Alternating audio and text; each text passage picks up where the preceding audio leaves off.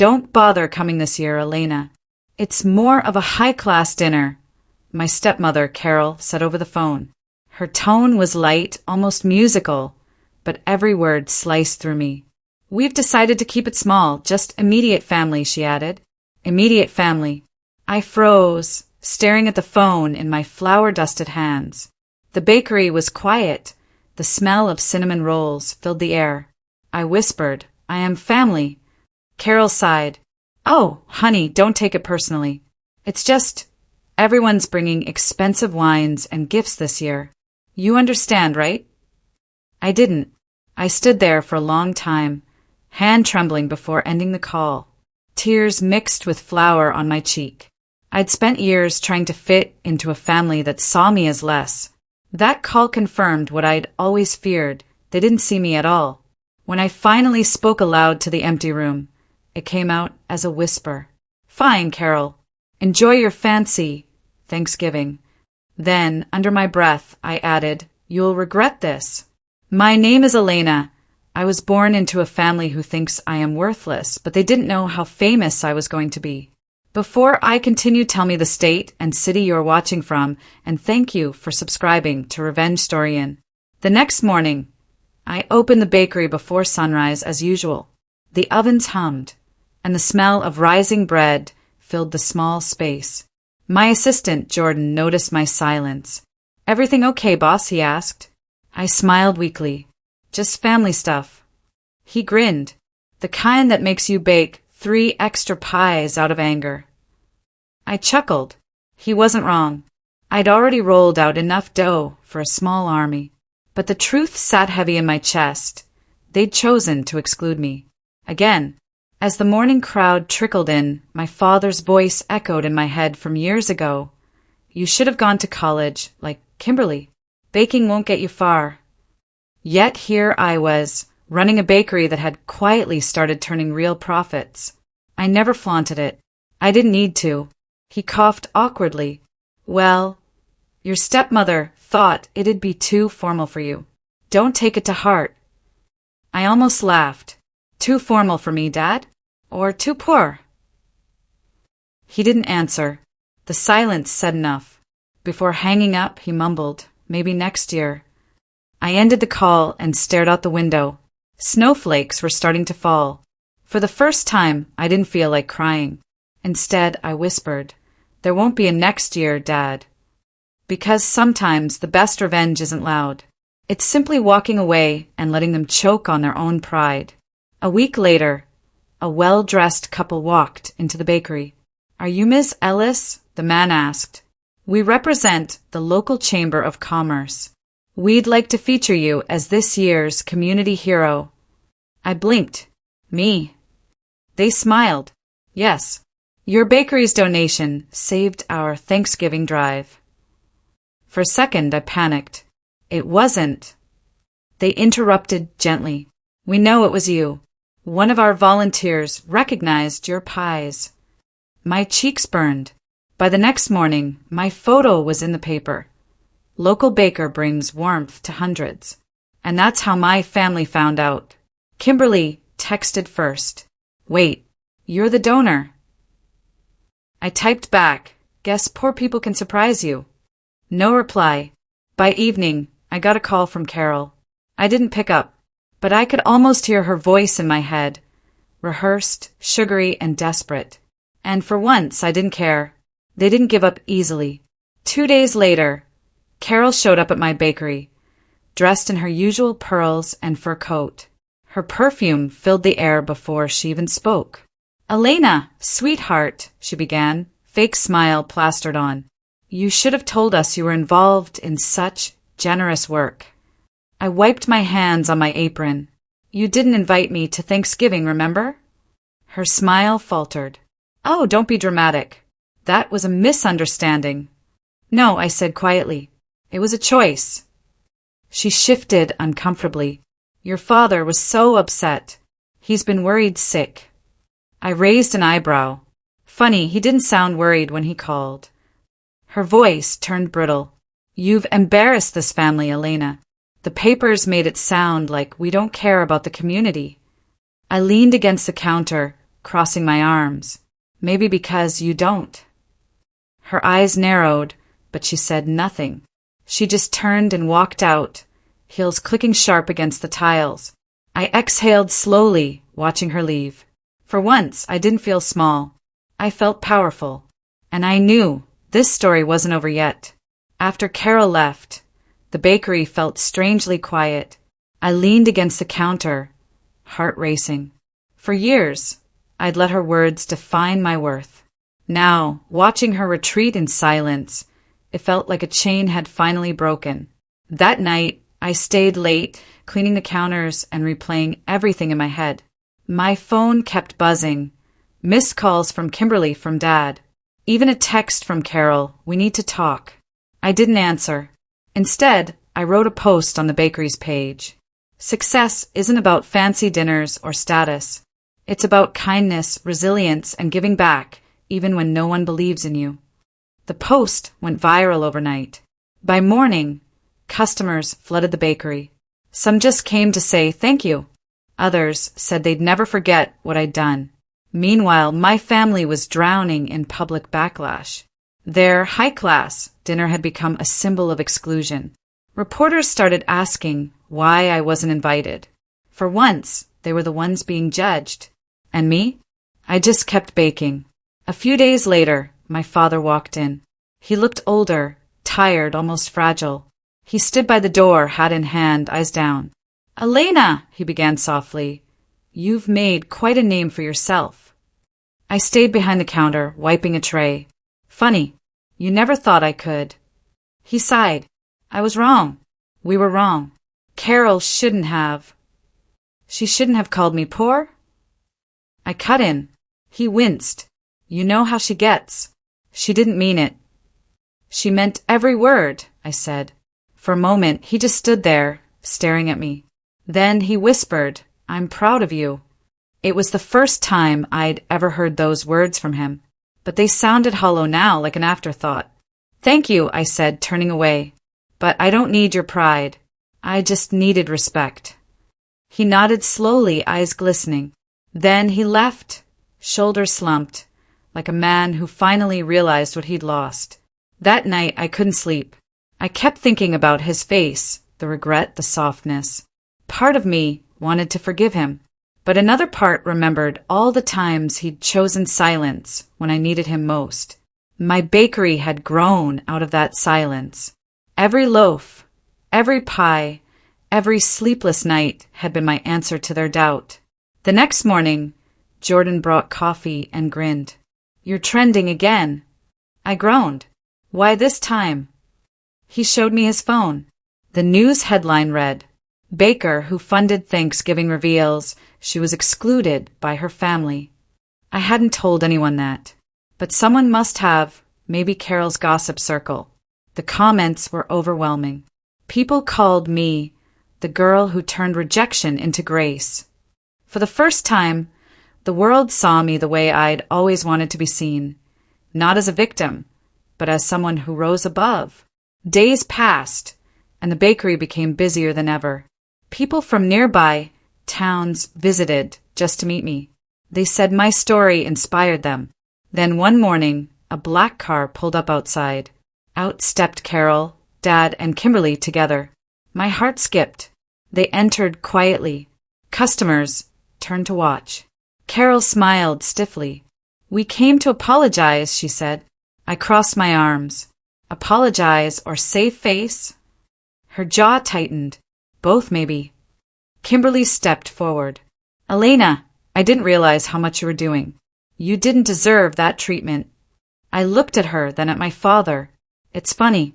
I kept waiting for one of you to stand up for me, but none of you did." Dad's voice broke. "We were wrong." I sighed. "I know." For a long second, no one spoke. Then Carol whispered, "Can we start over?" I met her eyes.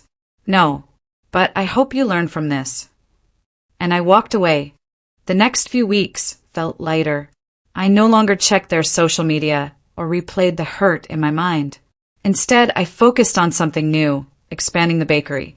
A local investor reached out after reading my story, offering to help me open a second location. He said, "Your story sells more than bread. It sells hope." I smiled. Hope's always been my secret ingredient. The new branch opened that spring, and lines wrapped around the block. Reporters called me the girl who baked her way to forgiveness. But forgiveness wasn't what I'd baked. It was freedom. I didn't need their approval anymore. I had built something real, something they could never buy with all their money and pride. And that realization? It was worth more than any apology. Then, one morning, an envelope arrived. The handwriting was familiar, my father's. Inside was a letter. "Dear Elena, I've been thinking about everything. Carol and I separated. I couldn't keep living with someone who made my daughter feel small. I want to make things right, if you'll let me. Love, Dad." My hands trembled. For years, I had begged for even an ounce of his support. And now, after everything, he was finally choosing me. I didn't know whether to cry or smile. That evening, I sat alone in the bakery, letter spread before me. I whispered, "I forgive you," not because he earned it, but because I was tired of carrying the weight. Sometimes letting go isn't about forgetting. It's about reclaiming your peace. Months later, I was invited to speak at a local business summit. Me, the girl once told she'd never make it past her bakery's walls. When I stood on that stage, lights bright in my face, I remembered Carol's voice, "You'll never belong." And then I spoke. I was told I was too poor to sit at the table, so I built my own. And guess what? There's room for everyone here.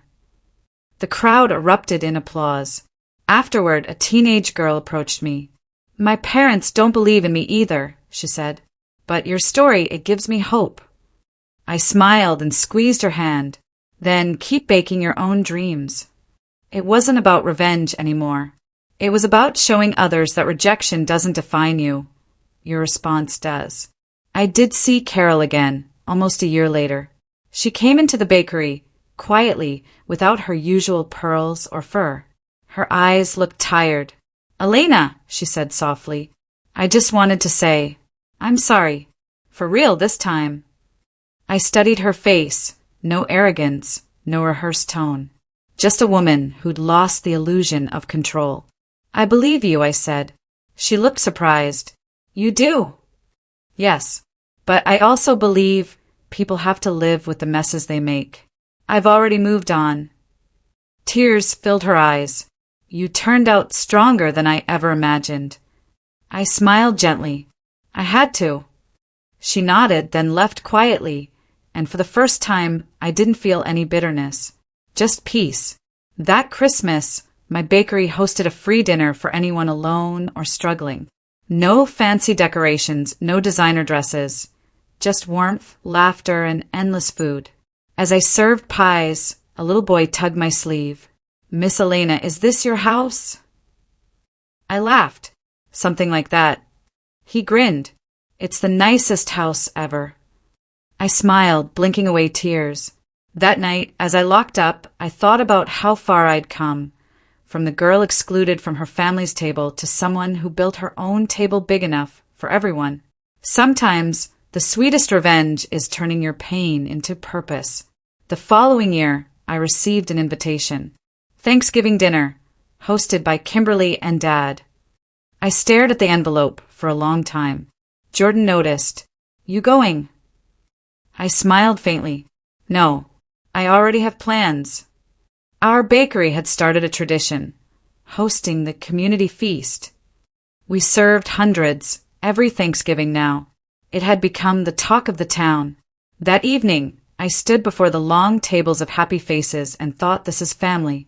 No wealth, no judgment, just gratitude. Across town, my old family was probably dining under chandeliers again. But this time I didn't feel left out. I felt full. Sometimes I still wondered what my life would have been like if they had accepted me back then. Maybe I would have stayed small, hidden, constantly seeking approval. But being excluded forced me to find my own path, one lined with hard work, sleepless nights, and quiet triumphs. And as the years went by, I realized something profound. The best revenge isn't success. It's joy. The kind of joy that doesn't need validation. The kind that grows quietly inside you and spills over to others. When I saw Carol years later volunteering at our community feast, serving food beside me, I knew some hearts can change after all. She smiled shyly. You don't mind me being here, do you? I laughed. Carol, there's always room at this table. She nodded, eyes soft. I wish I'd learned that sooner. As we served together, I felt something heal inside me. We didn't need to rewrite the past, just live better in the present. And for the first time in forever, Thanksgiving didn't sting. It felt whole. Business was booming. 3 bakeries now stood where one had struggled to survive. My staff was loyal, my community strong. Then came the letter. It was a formal complaint, filed anonymously, but the language reeked of Carol. She accused me of unethical business practices and health code violations. It was detailed, malicious, clearly meant to trigger an inspection right before Thanksgiving week. When the officers came, I kept my calm. They scoured every inch, checked every fridge, every oven, every log. I followed them around quietly, heart steady. After hours of searching, they found nothing. The lead inspector finally looked up and said, Your place is spotless. Whoever reported this was trying to hurt you. I smiled thinly. I had a feeling. That night, I stood outside the bakery, watching the lights flicker through the window. Carol's desperation was showing. She couldn't stand seeing me rise higher than her lies could reach. But she had no idea I was already 2 steps ahead. A week later, I got invited to a televised Community Heroes Gala. My bakery was being honored for its charitable work. Reporters, business owners, local officials, everyone important would be there. Carol showed up too, wearing pearls and her signature smile. She pretended nothing had ever happened. She even approached the podium before I spoke, hugging me as cameras flashed. Family always supports family, she said, voice sweet as syrup. The crowd clapped. My jaw clenched. She was trying to rewrite history, to make herself part of my success story. But I stayed composed. I thanked her politely, then stepped up to the microphone. My journey started when someone I loved told me I wasn't good enough, I said, eyes sweeping the audience. They thought rejection would break me, but it became the best thing that ever happened to me. The crowd went silent. Carol froze, her fake smile trembling. I didn't say her name. I didn't have to. Everyone knew. And when the audience rose in applause, Carol's face turned the color of defeat. The next morning, her mask cracked completely. She came to the bakery early, no makeup, no pearls, no grace. You humiliated me, she hissed. You think you're better than us now? I wiped the counter slowly. No, Carol. I just learned what better looks like. Her voice shook. You think you can survive in this town without us? You'll lose everything. I stepped closer. I already lost you. And guess what? I'm still standing. She laughed bitterly. You're ungrateful. After all your father did. After all you took from him, I corrected. You used his silence as your shield. Not anymore. She blinked, startled. I leaned closer. You see, Carol, I don't destroy people. They destroy themselves trying to destroy me. And right then, as if on cue, my lawyer stepped out from the back office. We're filing for slander and harassment. You've crossed enough lines. Carol's face went pale. You wouldn't dare. I smiled softly. Watch me. The lawsuit spread like wildfire. Reporters dug into the fake complaint, connecting it to Carol's email address. The community she once ruled turned on her overnight. My father tried to reach me, voice shaking, apologizing, begging me to drop the case. But I couldn't. Not this time. I wasn't after money. I was after accountability. When the court date came, Carol sat trembling beside her lawyer, hands clasped, eyes red. My testimony was calm, factual, and steady. When the judge read the verdict, ruling in my favor, Carol broke down in tears. Outside the courthouse, reporters surrounded me. "What will you do now?" one asked. I smiled. "Bake. Same as always." That evening, I returned to the bakery. My team greeted me with cheers, music, and cake. As I looked around, I realized something profound. Revenge hadn't made me cruel. It had made me whole. Thanksgiving came again. The bakery buzzed with laughter and warmth. The scent of cinnamon and bread filled the air. I stood by the window, watching volunteers serve hundreds of meals to families who had nowhere else to go. Then I saw her, Carol, standing across the street, watching quietly. She looked smaller now, humbled. She waved once, hesitant. I didn't wave back, but I sent one of our staff across with a warm meal box. No note, no message, just kindness. Because that's the final revenge, showing them you no longer need to hurt them back. That night, as I locked the doors, I looked at the glowing sign above, Elena's hearth. It wasn't just a bakery anymore. It was a symbol of endurance, of grace, of what happens when you refuse to break. And for the first time in my life, I whispered a quiet prayer of thanks for being excluded, for being underestimated, because that was the moment I truly began